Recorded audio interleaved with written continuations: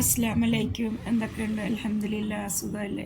അപ്പോൾ ഞാൻ ഒരു കപ്പ് മൈദ ലേശം നെയ്യ് ഉപ്പും ചേർത്ത് കുഴച്ച് വെച്ച് കുറച്ച് കഴിഞ്ഞപ്പോൾ അത് വട്ടത്തിൽ പരത്തിയിട്ട് അതിൻ്റെ ഉള്ളിൽ ഓയിൽ ബ്രഷ് ചെയ്ത് കൊടുത്ത് കുറച്ച് പൊടിയും തൂകിയിട്ട് നാലാക്കി മടക്കി അത് ഒന്ന് പരത്തിയെടുക്കും. അപ്പോൾ ഞാനൊരു മുട്ട ഇത്തിരി ചതച്ച മുളകും സവാളയും ഉപ്പും ചേർത്ത് അടിച്ച് വെച്ചിട്ടുണ്ടായിരുന്നു. അപ്പോൾ ഈ മൈദ ഈ പരത്തിയ ചപ്പാത്തി അതിലോട്ടിട്ട് മുട്ട അതിലാകത്തക്ക വിധം മുക്കിയെടുക്കണം. രണ്ട് വശം വന്നിട്ട് കുറച്ച് എണ്ണ ഒഴിച്ച ചൂട് പാനിലോട്ട് ഇട്ട് കൊടുത്ത് ചെറിയ തീയിലിങ്ങനെ വെച്ച് കഴിഞ്ഞാൽ അതിങ്ങനെ വെന്ത് പൊങ്ങി വരും.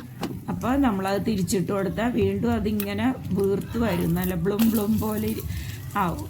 നല്ല കാണാനും കഴിക്കാനും ഒക്കെ നല്ല ടേസ്റ്റാണ്. പിള്ളേർക്കൊക്കെ ഭയങ്കര ഇഷ്ടമാവും. പിന്നെ മൈദയാണെന്നുള്ളൊരു പ്രയാസം മാത്രമേ ഉള്ളൂ. വല്ലപ്പോഴൊക്കെ നമുക്കിങ്ങനെ ചെയ്തു നോക്കാം. ചെയ്യാൻ സുഖമാണ്. ആ കാണുന്ന പോലെ തന്നെ ചപ്പാത്തിയുടെ അത്രയും കൂടി പാടില്ല. മാഷാ അല്ലാഹ്, എല്ലാവരും ട്രൈ ചെയ്ത് നോക്ക്.